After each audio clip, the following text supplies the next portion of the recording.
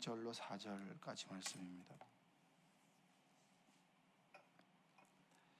예수 그리스도의 종이며 사도인 시몬 베드로는 우리 하나님과 구주 예수 그리스도의 의를 힘입어 동일하게 보배로운 믿음을 우리와 함께 받은 자들에게 편지하노니,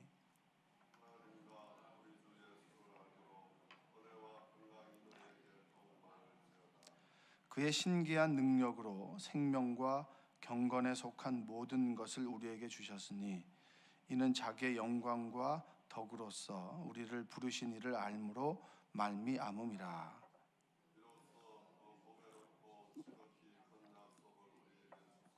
이 약속으로 말미암아 너희가 정욕 때문에 세상에서 썩어질 것을 피하여 신성한 성품에 참여하는 자가 되게 하려 하셨느니라. 아멘. 추운 날씨 가운데 주님의 자리를 찾으신 여러분들의 삶 속에 하나님의 은혜가 함께 하시기를 주님의 이름으로 축복합니다. 베드로 전서는 핍박과 박해를 당하는 사람들에게 주시는 그 베드로를 향해 주시는 통하여 주시는 위로와 격려가 이제 베드로 전서라면, 베드로 후서는 초기 교회가 세워지고 난 다음에 거짓 복음, 다른 복음을 전하는 사람들로 인해서 교회가 많이 분열되고 깨어지는 상황 속에서 베드로를 통해서 주시는 말씀입니다. 이 거짓 교사들, 많은 이단들이 있었습니다.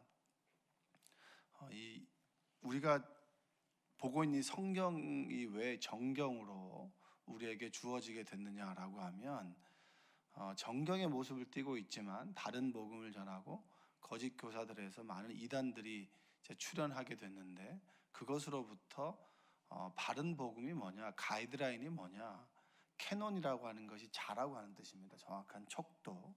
그래서 우리의 믿음의 정확한 척도가 뭐냐라고 했을 때 이 정경이다. 그래서 구약에 있는 39권과 이제 신약에 있는 27권이 그 이단으로부터 믿음을 지켜나가기 위해서 규격화된 책들이 바로 이 정경입니다.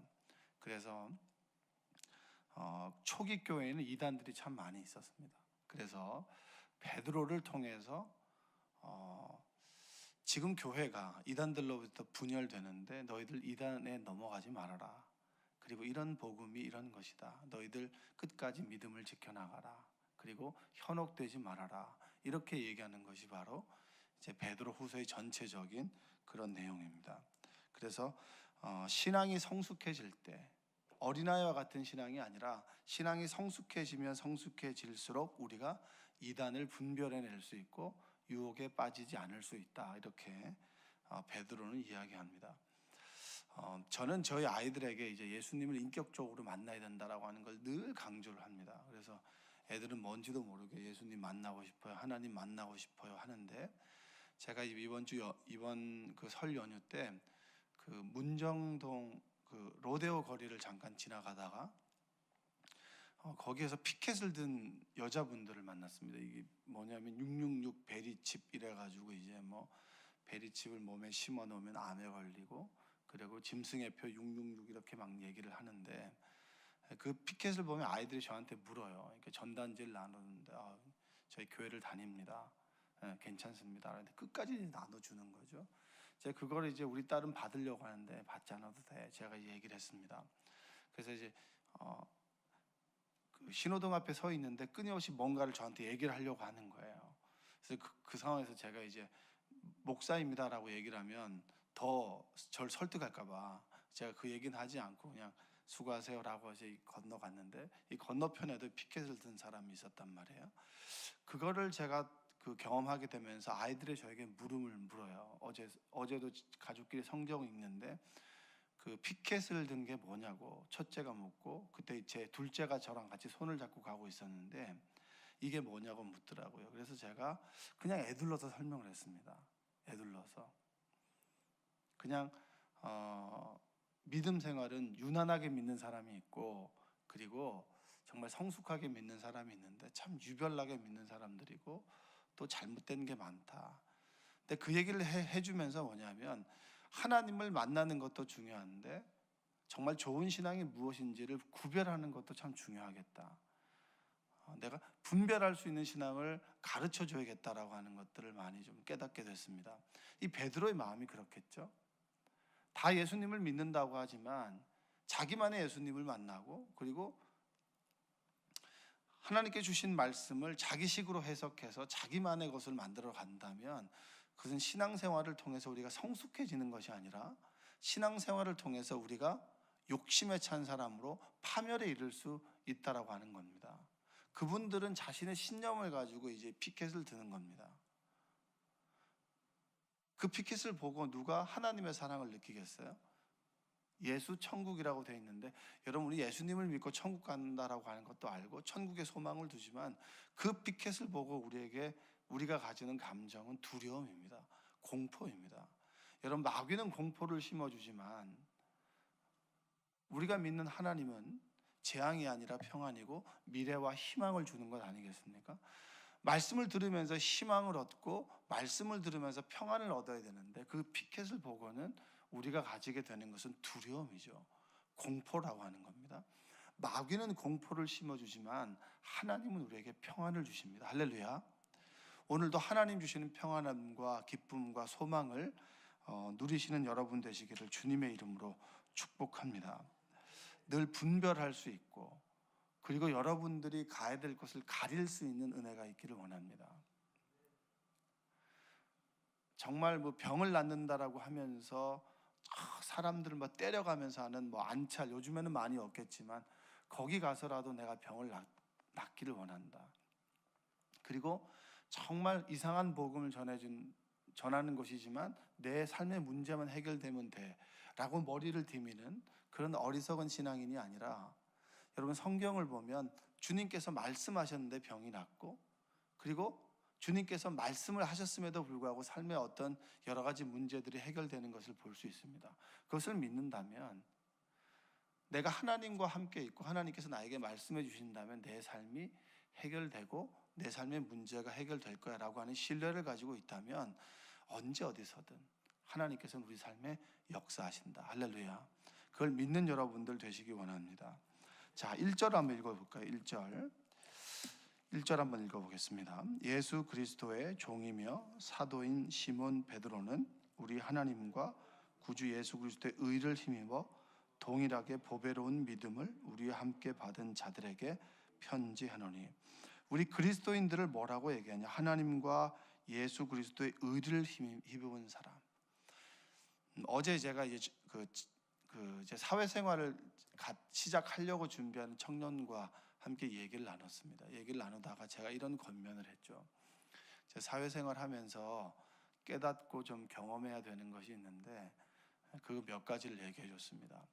사회생활 하면서 경험해야 되는 것은 뭐냐면 내가 배운 지식이 너무 얕다. 내가 가지고 있는 지식이 그렇게 대단하지 않다라고 하는 걸 깨달아야 되고 그리고 내가 참 많은 것을 할 수 있을 줄 알았는데 사회생활을 하면서는 내가 할 수 있는 게 별로 없다라고 하는 걸 좀 깨달아야 된다. 그리고 인간관계가 만만치 않다. 내 마음을 나처럼 알아주는 사람이 없다라고 하는 것도 좀 깨달아야 되고 그리고 너의 선임인 그런 사람들로부터 정말 FM을 만나가지고 정말 네가 못 견딜 정도로 일을 배우는 것이 힘들다라고 하는 것도 좀 깨달아야 되고 그런 어려움들을 한계를 깨달아야 비로소 네가 정말 하나님을 부를 거 아니냐 이런 얘기를 제가 했거든요. 여러분 우리는 의롭지 않은 사람들입니다. 그리고 선하지 않은 사람들이에요. 그리고 정말 이 사람을 사랑해 보려고 하지만 내 안에 사랑이 없음을 날마다 깨달은 사람들입니다. 그랬을 때 주님의 의가 십자가에서 나를 위해서 죽으신 하나님의 그 사랑이 주님의 의로우심이 나에게 임하게 되는 거예요. 그랬을 때 우리가 그걸 고백하게 되고 깨닫고 그리고 의로운 그리스도인으로 살아갈 수 있게 되는 겁니다. 그리스도로 인해서 우리에게 의가 들어오고 그리스도로 인해서 우리에게 하나님을 아는 사랑이 들어오고 그리고 하나님에 대한 알미 깨닫게 되는 그런 사람들이 누구냐면 그리스도인들입니다. 할렐루야. 여러분들이 이런 추운 날씨 가운데 이곳에 모인 이유는 예수님으로 인해서 하나님을 알고 예수님을 통하여 예수님을 고백함으로 하나님으로부터 오는 하나님의 의와 사랑과 평안과 하나님의 능력을 힘입고자 이곳에 온 거 아니겠습니까? 여러분, 그런 하나님을 만나고 하나님 주신 평안함을 느끼는 여러분들 되시기를 주님의 이름으로 축복합니다. 주님의 이름을 부르지 않고 어떻게 우리가 하루를 살아갈 수가 있겠습니까?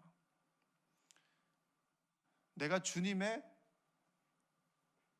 사랑을 힘입지 않고 어떻게 우리가 하루를 살아갈 수가 있나요? 그걸 깨달은 사람들이 그리스도인 아닙니까? 그리스도의 의를 힘입는다. 예수님을 힘입지 않고는 살아갈 수 없는 사람들이 누구냐면 그리스도인들입니다. 그러니까 여러분, 우리가 뭐 자랑할 게 없잖아요. 뭐 대단한 거 자랑하겠습니까? 우리가 가지고 있는 지식이 여러분, 성경을 보면 내 지식이 얼마나 미천하고 짧고 하나님에 대한 알미 얼마나 부족한가라고 하는 걸 우리가 알지 않아요? 성경을 읽으면 읽을수록 성경을 여러분 잘 이해하시나요? 저는 성경을 읽으면 읽을수록 잘 모르겠더라고요. 그래서 늘 주님께 간구하죠. 주님, 이 말씀이 저에게 좀 깨달아지는 은혜를 허락하여 주옵소서.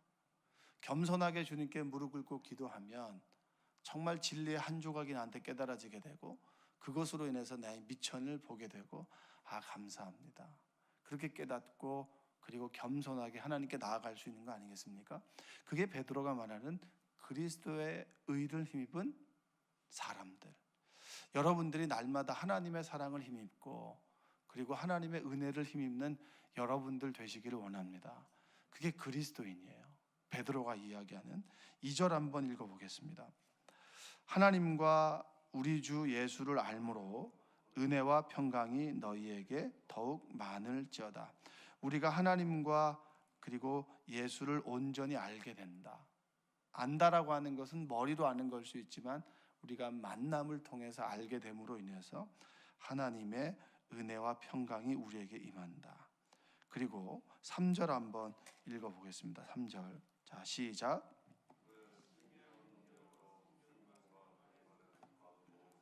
우리에게 주셨으니 이는 자기의 영광과 덕으로서 우리를 부르신 이를 알므로 말미암음이라.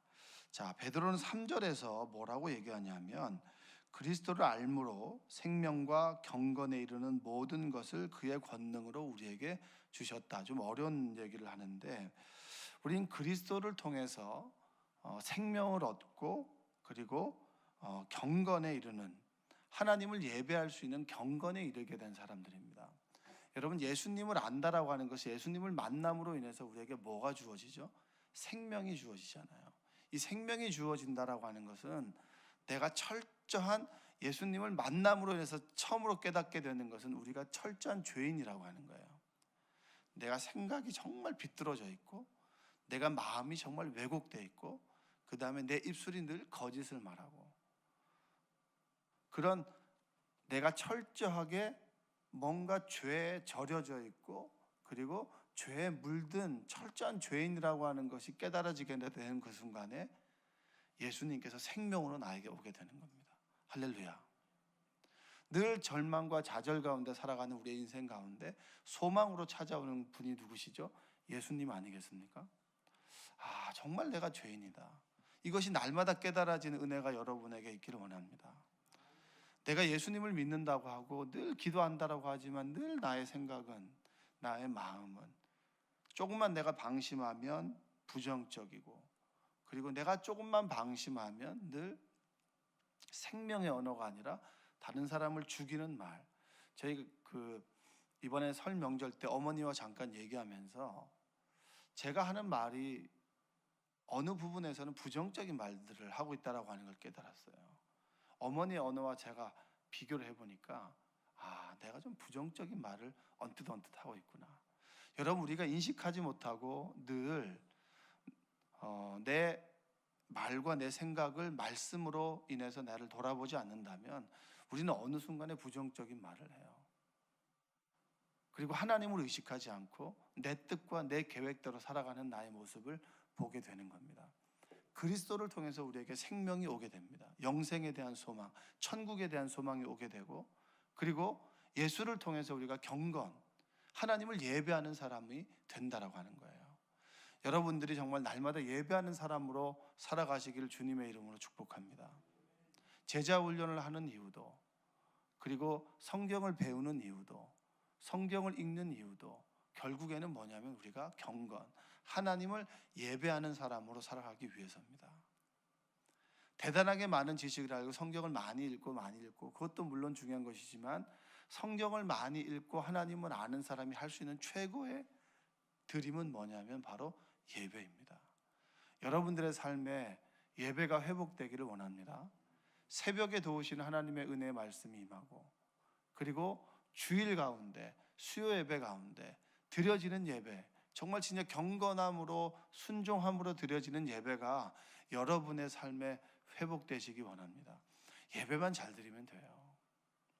예배만 정말 잘 드리면 정말 우리가 하나님의 자녀로 살아가는데 전혀 문제가 없습니다.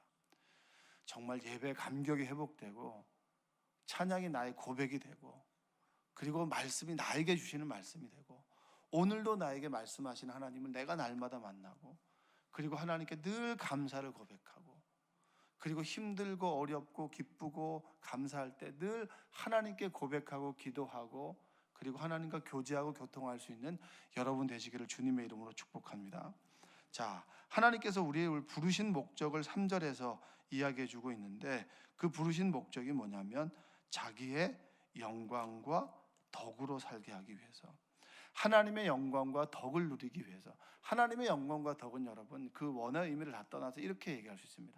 하나님의 크신 사랑 안에 살아가도록 하기 위해서. 날마다 하나님의 사랑을 여러분 깨닫는 은혜가 있길 원합니다. 어제보다 오늘 경험했던 하나님의 사랑이 크고, 어느 순간에 나의 모습이 가늠한 여인에게 돌을 던지는 모습이었다면, 오늘 나의 모습은 돌을 맞는 여인의 모습, 예수님의 긍휼로 인해서 내가 받아들여짐을 당한, 용납당한 그런 가늠한 여인의 모습이 된다면 우리는 하나님의 사랑을 깨달은 사람이에요. 근데 많은 사람들은 돌을 던지는 사람에서 어느 순간에 내가 돌을 맞는 나의 모습이 된다면 우리는 성경을 제대로 보고 있는 겁니다. 우리를 부르신 것은 하나님의 극진한 사랑을 깨달으며 그 사랑 안에 머물러 있을 수 있도록 사랑으로 초대하신 분이 바로 하나님인 줄로 믿습니다. 여러분들이 하나님의 사랑이 회복되길 원합니다. 하나님이 나를 얼마나 사랑하시고, 그리고 얼마나 나를 애틋하게 여기시는지를 정말 그 사랑 안에서 깨닫고, 그 사랑을 깨닫는다면 어떻게 우리가 그 사랑을 벗어날 수가 있을까요? 벗어날 수 없죠. 그 사랑을 받은 사랑으로 우리가 내 옆에 있는 이웃을 사랑하고, 내 자녀를 사랑하고, 내 아내를 사랑하고, 내 직장에서 있는 동료를 품어줄 수 있고, 품을 품어줄 수 있는, 저는 날마다 깨닫는 것이 내가 사랑의 품이 너무 작다는 거예요. 다른 사람들을 받아들인 품이 너무 작다는 거예요. 그게 저에게 굉장히 기도 제목이에요. 하나님의 사랑을 깨달으면 깨달을수록 내 품이 너무 작은 거예요. 내가 너무 옹졸한 사람처럼 여겨져서 늘 기도합니다. 하나님, 제가 하나님의 품성을 닮아서 조금 품이 넓은 사람이 되길 원합니다. 여러분, 전 이런 기도가 가장 인간적이고 그 복된 기도라고 저는 생각해요. 왜냐하면 하나님 안에서 나를 알고, 그리고 나를 알기 때문에 하나님의 사랑을 구하는, 저는 그 하나님께서 내 품을 넓게 해주시고 날마다 내가 내 품, 그 품을 위해서 기도할 때 하나님의 성품으로 조금씩 변화될 것을 믿어요. 왜냐하면 그 하나님은 내 삶 가운데 늘 함께 하신 하나님이기 때문입니다. 그런 하나님을 경험하시기 바랍니다. 마지막 4절 한번 읽어볼까요? 이로써 그 보배롭고 지극히 큰 약속을 우리에게 주사 이 약속으로 말미암아 너희가 정욕 때문에 세상에서 썩어질 것을 피하여 신성한 성품에 참여하는 자가 되게 하려 하셨느니라. 늘 하나님의 사랑 안에 살아가기 위해서, 그리고 우리가 정말 늘 구하고 그리고 기억해야 될 것은 뭐냐면 신성한 성품에 참여하는 자가 된다라고 하는 것. 내가 늘 주님을 고백하고 주님이 내 안에 계실 때 늘 하나님의 신성한 성품에 참여한다라고 하는 것인데, 이것은 우리가 신으로 변화되는 것이 아니라 늘 하나님의 마음과 우리의 마음이 만나 내가 주님과 동행한다는 얘기입니다. 그런 사람으로 우리가 살아가게 될 때 우리는 하나님의 은혜 아래 머물게 되고 그리스도인으로 살아가게 되고 이단들의 여러 가지 다른 복음에 우리가 그것으로부터 분별된 삶을 살아갈 수가 있다.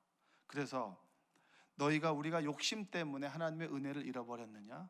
다시 주님 안에 주님과 만나고 주님과 교제하며 주님과 함께 살아가라.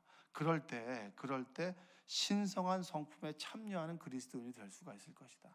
늘 주님과 맞닿아서 주님과 손잡고 동행하는 사람으로 살아갈 수 있고, 동행하는 사람으로 살아가게 될 때 우리가 하나님의 영광과 하나님의 은혜 가운데 살아갈 수가 있다. 이 굉장히 성경의 말이 어렵지만 한 가지입니다. 주님이 내 안에 계시고 내가 주님 안에 있고 내가 늘 주님을 부른다면 우리 안에 하나님의 의가 임하게 되고, 그리고 하나님의 영광이 임하게 되고, 내가 주님을 닮아가는 그리스도인으로, 그리고 하나님의 성품으로 변화되어 갈 것이다.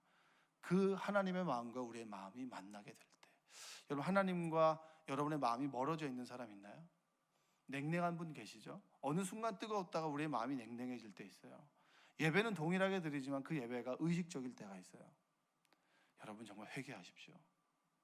여러분의 삶에 감사를 잃어버렸거나 구원의 감격을 잃어버렸거나 뭔가 내 삶이 교만해서 하나님과 냉랭한 관계에 있다면 회개하시고 다시 주님의 품 안으로 돌아가십시오. 그럴 때 하나님의 사랑이 우리 안에 충만하게 임하게 될 줄로 믿습니다. 우리는 주님 없이는 살아갈 수 없는 사람들이에요. 근데 교만하게 되면 주님과 담쌓고 살아가는 사람들이 바로 우리일 수도 있어요.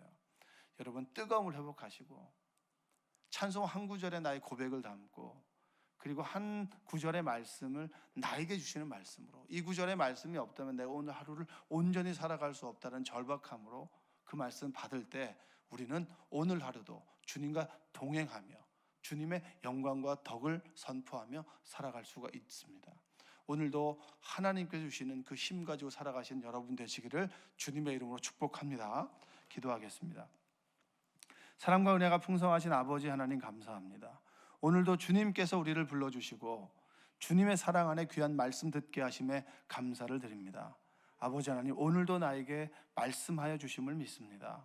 날마다 매 순간 나에게 말씀하여 주시고 그 말씀이 나에게 주시는 생명의 말씀이 되게 해 주시며, 날마다 주님과 손잡고 주님과 동행하며 주님의 뜻 가운데 살아가는 그리스도인 되게 하여 주시옵소서. 내 마음이 냉랭해져서 하나님에 대한 감격이 없고 찬양을 부르면서도 하나님에 대한 고백이 없다면 주여 돌아보게 하시고 깨닫게 하시고 나의 신앙의 현주소가 무엇인지를 알게 하여 주시옵소서. 이 새벽에 간절한 소망을 가지고 간절한 문제를 가지고 하나님께 나온 성도들이 있다면 하나님 응답하여 주시고 위로하여 주시고 소망을 허락하여 주시옵소서. 예수님의 이름으로 기도합니다. 아멘.